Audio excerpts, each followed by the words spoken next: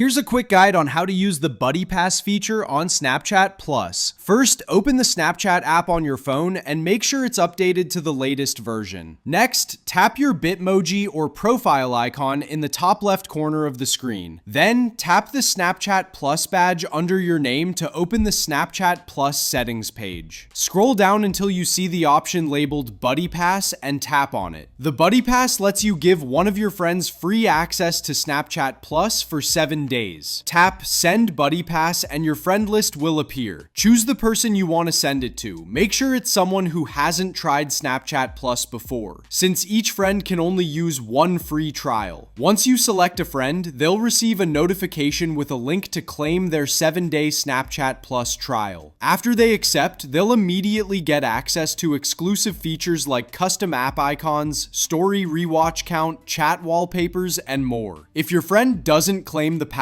right away, don't worry. It'll stay active until they redeem it or until you cancel it and send it to someone else. You can check the Buddy Pass status anytime by going back to the Snapchat Plus settings page. Remember, you only get one Buddy Pass per active Snapchat Plus subscription, but you'll receive a new one each time your subscription renews. If this guide helped you, please make sure to leave a like and subscribe so we can continue helping others.